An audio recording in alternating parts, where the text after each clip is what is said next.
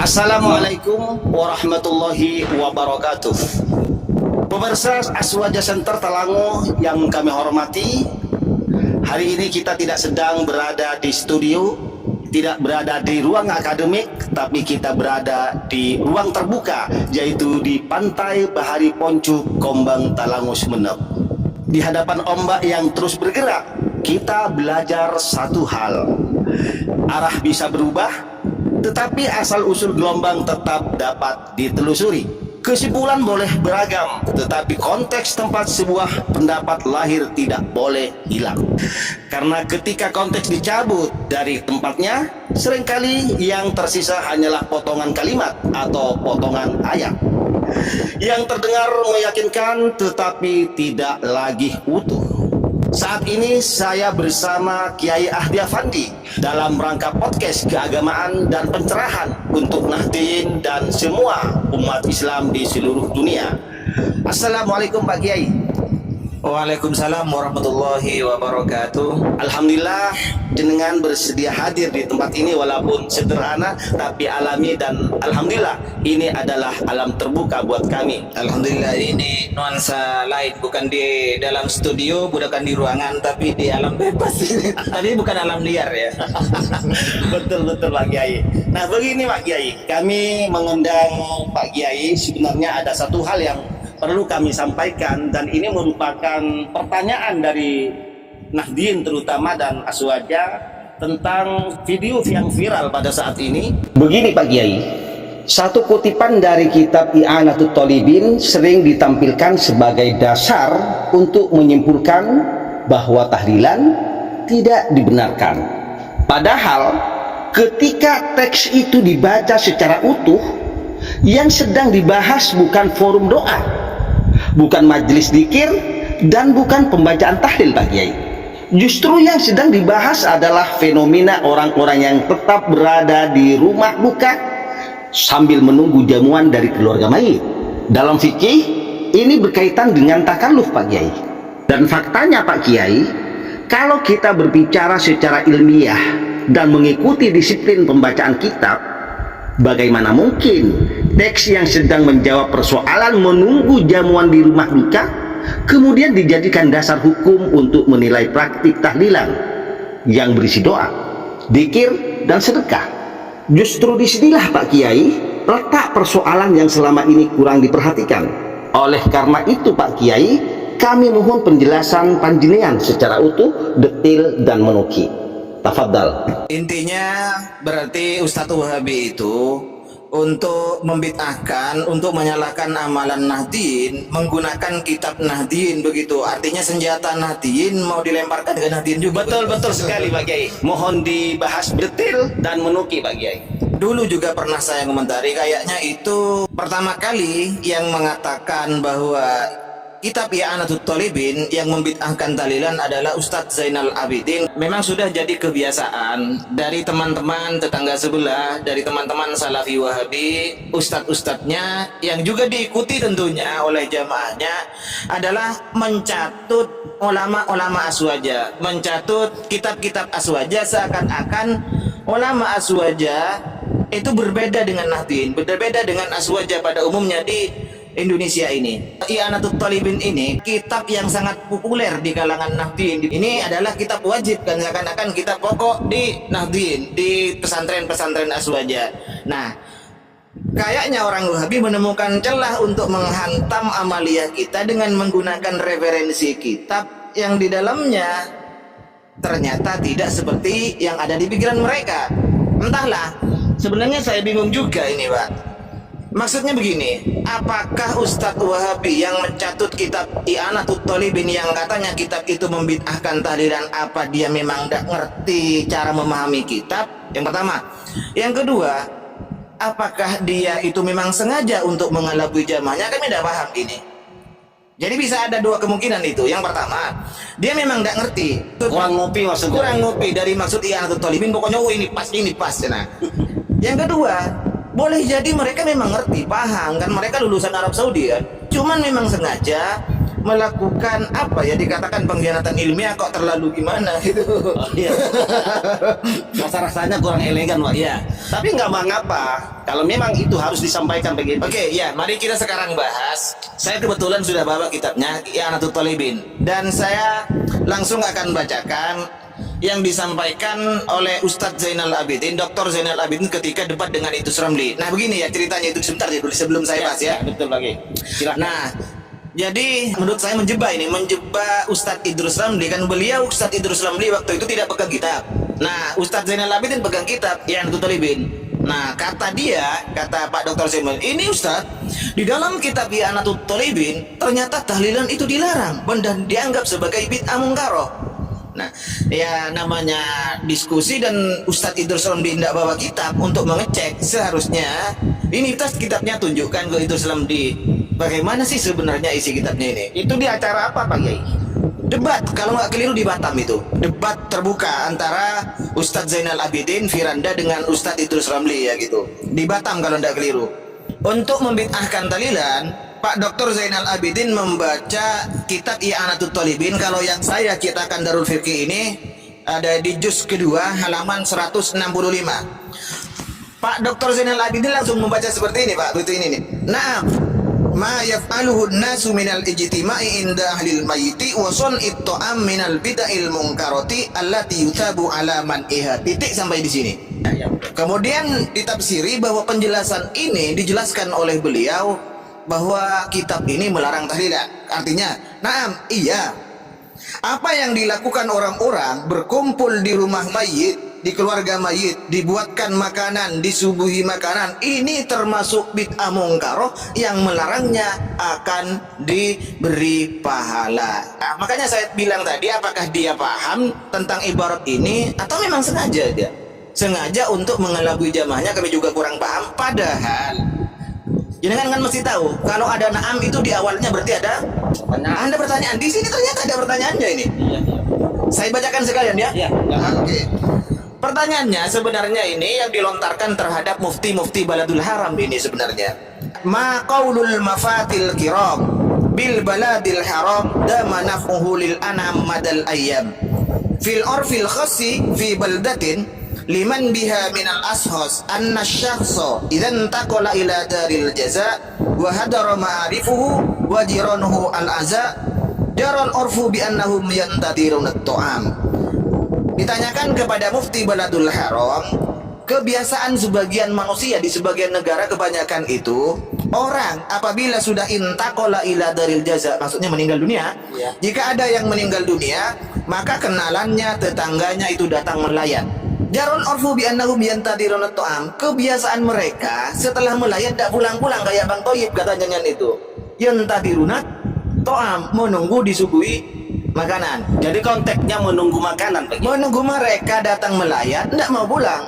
Yantadiruna ta'am. Kata-kata yantadiruna itu yang harus kita garis bawahi. Ya, yantadiruna ta'am. Mereka benar melayat, bukan hadir dalam rangka menghadiri tahlilan. Ini hadir melayat tapi yantadiruna ta'am. Iya. Akhirnya efek yang terjadi apa, Pak? Nah, akhirnya sangat malu keluarga mayit ala ahlil mayyiti yatakallafuna takallum batam, karena sudah malu ya, tidak pulang-pulang.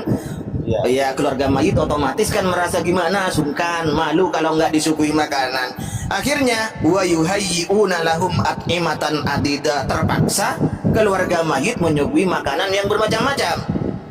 Wa yuqdirunaha lahum bil masyaqqati syadidah, akhirnya mendatangkan kemasyakatan terhadap keluarga mayit. Nah, pertanyaannya itu kan masih deskripsi kejadian. Kemudian pertanyaan dari ini, fahal law arada raisul hukam bima lahu minar rifqi bir ra'ya wasyafaqati 'alal ahali biman ihadihil qadiyah bil kulliyah liya'udu ila tamassuki bis sunnati saniyah al ma'turah an khairil bariyah. Kemudian mereka berkata, yuthabu ala hadzal ma'il madhkur, apakah pemerintah yang melarang itu akan diberi pahala? Artinya orang yang melayat menunggu makanan, kebiasaannya seperti itu. Karena merasa terpaksa, merasa malu keluarga mayit, akhirnya nyuguhkan beberapa makanan yang bermacam-macam. Apakah pemerintah kalau melarang mendapatkan pahala? Nah, jawaban muftinya naam, iya. Kronologinya begitu. Konteksnya, kronologinya seperti itu. Jadi ditanyakan apakah pemerintah yang melarang praktek menunggu makanan melayat itu mendapatkan pahala? Maka jawabannya, nah iya. Apa yang dikerjakan orang-orang dari menunggu makanan itu, berkumpul, son to'am, itu minal bid'ahil mungkaroti, termasuk bid'ah yang mungkaroh, yang pemerintah melarangnya itu mendapatkan pahala. Ini sekali lagi tidak ada hubungannya dengan tahlilan. Kita tahu tahlilan itu apa? Ihdaus sawab ternyata tahlilan ini. Ini konteksnya makan-makan. Ini tanpa kitab ini. Orang kalau waras itu datang ke keluarga mayit minta makanan, waras enggak? Iya, enggak waras. Nah gitu. Dan konteksnya ini apa? Konteksnya ada orang meninggal dunia, kita datang ke sana mau makan di sana. Agak melenceng sedikit Pak Kiai. Silakan. Konteksnya kalau kita analogikan atau kita korelasikan dengan keadaan di kampung kita, di wilayah kita, mereka juga ada yang mengeluarkan makan-makan. Nah, makanya tidak dipaksa. Oke, begini.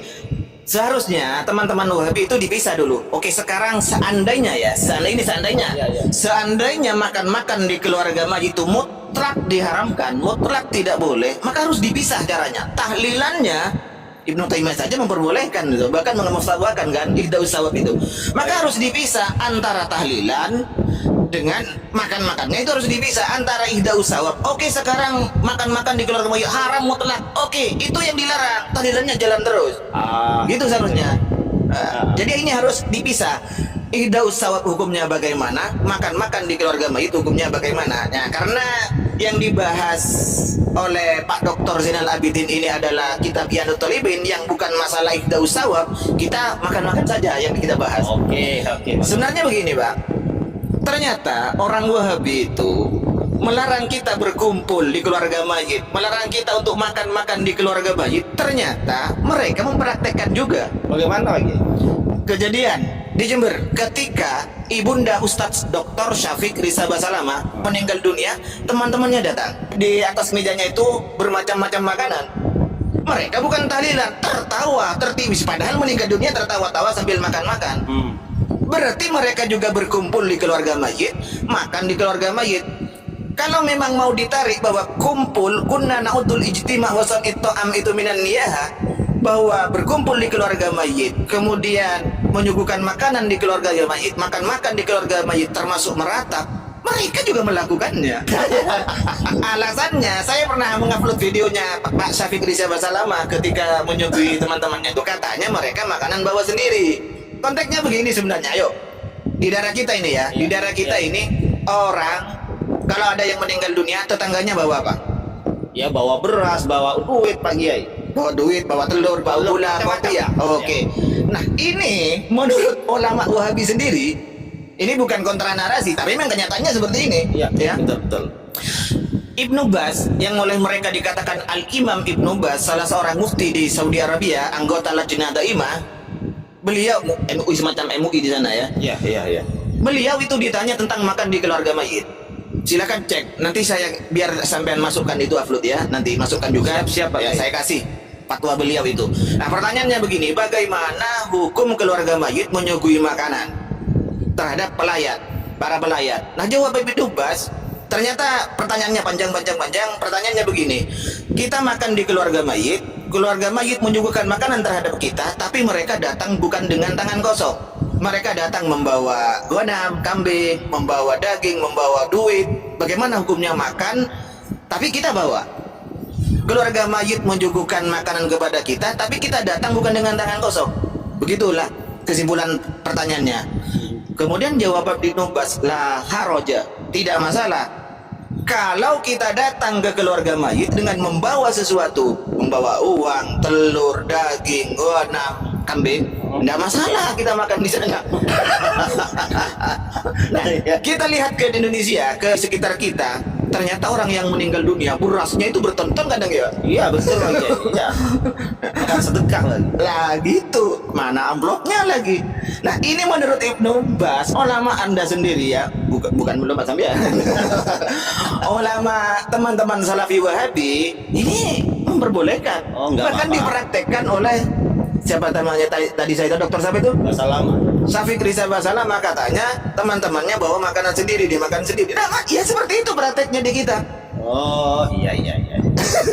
nggak jadi masalah. Tidak jadi masalah. Problem Pak Kiai. Nah, jadi kalau mau bahas masalah tahlilan, ini nggak nyambung. Kalau i'anatul talibin dikatakan menghantam, mengharamkan tadi, nggak nyambung, sangat nggak nyambung. Karena ini bahas makanan, bukan tahlilan. Oh iya Pak Kiai. Barangkali Pak Kiai mungkin waktunya sudah agak sore dan hampir terbenam, matahari sudah ingin istirahat di peraduannya Pak Kiai.